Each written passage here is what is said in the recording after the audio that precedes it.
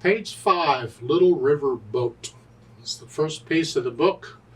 If you made it through the first 2 books okay and you're doing great, we're going to learn a lot of new stuff. And they talk about the stuff on pages 3 and 4, but don't worry about any of that. Let's just go through the book and through the lesson and we'll cover everything. I usually add more stuff anyway, so just hang on to your socks because here we go. At the top of the page, they're introducing a new symbol for you to know from now on. It looks like the end of a piece mark, where it's a thin and thick bar line, except now they've added the dots. It's got 2 dots there. So it's not the end of a piece mark anymore. In this case, it is called a repeat sign. It simply means you go back to the beginning and play it all again. Now that's not the whole rule, but that's the rule for now. I'll adjust it when we get there. Right now it means go back to the beginning and play it all again. And the repeat sign can be used as an end of the piece marker.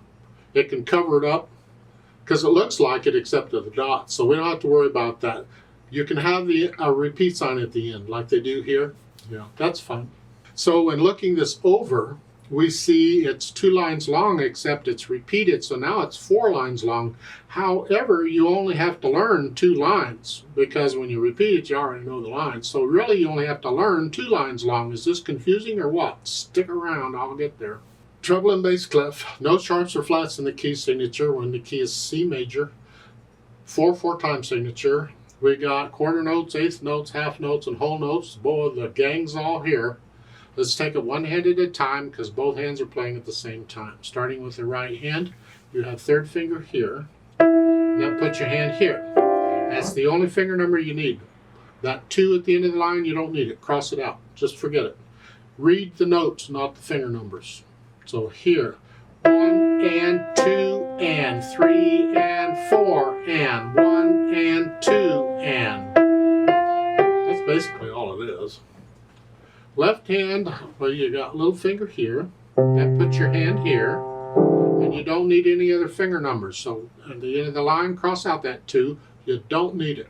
Read the notes. We're here. Whole notes. 2, 3, 4, 1, 2, 3, 4. We bored yet? Oh boy. And then the end of the line yet? 1, 2, 3, 4, 1. Okay. It's about all the left hand does. Put the hands together, then we're here in C position because we're here in the bottom note C. At least we're starting in this position. In a lot of pieces, you'll start in one position and you move around to who knows where, but we're starting here. And it's, again, I want to know which fingers are moving together or playing together. And the left hand, you're just holding the left hand down.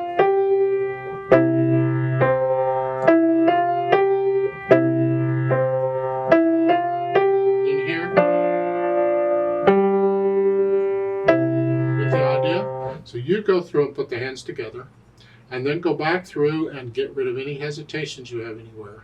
And you should be able to play this without looking at the keyboard. Remember, we want to develop that feel for the keyboard and remember which key our fingers are on. It's all part of the game. Once we have that, then I take it one step further. See, most teachers, once you have that, that's good, you're ready to go on. I take it one step further. Let's take it one. This is assuming you're fine. You're getting it okay. Now, if you're struggling here, you can forget about what I'm about to say. You don't need to take it one step further. Just try and get the notes and the rhythms working okay. But once you have that, I want to think about interpreting the music. Turning it into music. Music is feeling. It's not just note, note, note, note, note. So a lot of people go through these books and they say, okay, I got the notes and the rhythms. Okay, let's go on. They're missing out on what music is about. So I want to slow down. Wait a minute. Let's talk about this a little bit. There's different aspects of interpreting the music. What they give you here in the printed music is just kind of a general guide. But interpreting the music has to be feeling. And there's some guidelines we can follow in this feeling. The first one would be the natural accents. In 4/4 time, it's the first beat and the 3rd beat. It's every other beat. 1, 2, 3, 4. 1, you feel these. 1, 2. If you're dancing, you dance to the natural accents whether you know it or not. Here it's like.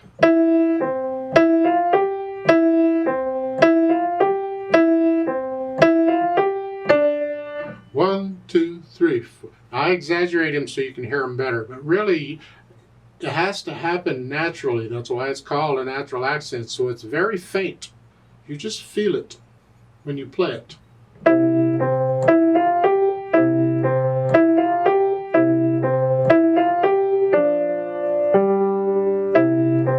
Well, and then once you have the feeling for those, then we think about the phrasing. And you don't have to do this in this order. You can do it in any order you want. This is kind of the order I've been using. I think about the phrasing. Now, a phrase, a musical phrase, is a musical thought or a musical sentence. Because we talk in sentences, well, music can be played in sentences. And for me, I have to play the melody kind of quick so I can hear the thoughts. So here.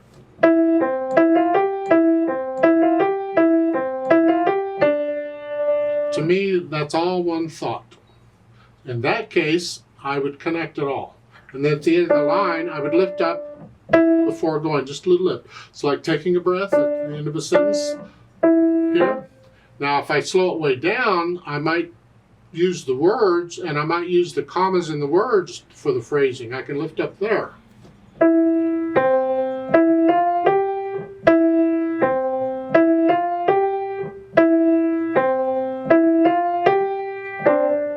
Something like that.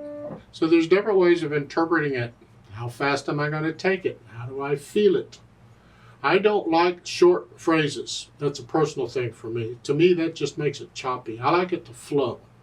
So I think in this case, I'm going to go ahead and connect the whole first line together as one phrase. And then I'm going to connect the whole second line together as one phrase also. That's a personal thing. You have to do it that way.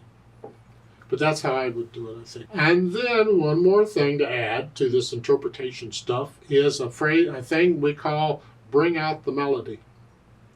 The melody is what it's all about. We're here to hear the melody. The melody is what's important. Melody rules. The melody controls what's going on. Everything else there is to support the melody. Here, the melody's in the right hand. Here. This left hand, these notes, these are just support. They're just harmony in the background. So I want to play the left hand or the right hand where I want it. However loud or soft I want it. I'll use whatever weight I need for that. And then the left hand, I'm going to play it very light, very soft here. You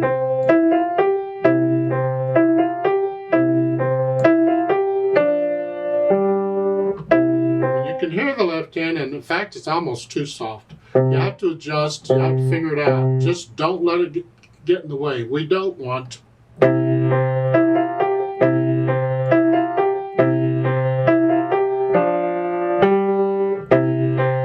No, please don't play that way. Ugh. Let the left hand be soft and the right hand be heavy. And that's a weird feeling at first, but it's important we develop that. So you just keep working on it and working on it, and over time, you'll get the hang of it. You may not get the hang of it now, but try it now and keep trying it as you go through.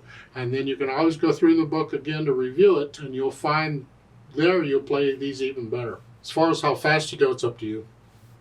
Now remember, it's repeated, so you just play the whole thing as if it's in 4 lines long and the beat is a steady beat all together. Don't mess up the beat because you repeat it. It's a steady beat.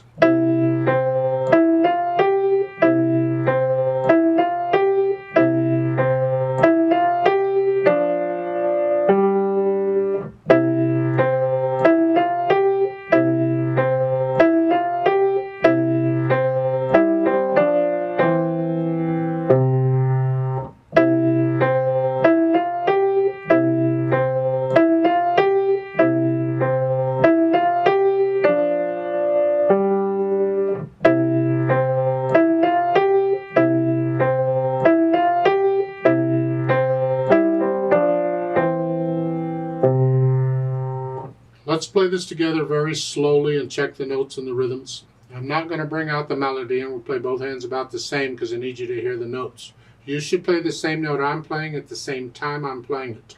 I will lift up for the phrasing at the end of the first line and the second line, and we will do the repeat. So I'll give us 4 counts. 1, 2, ready, go.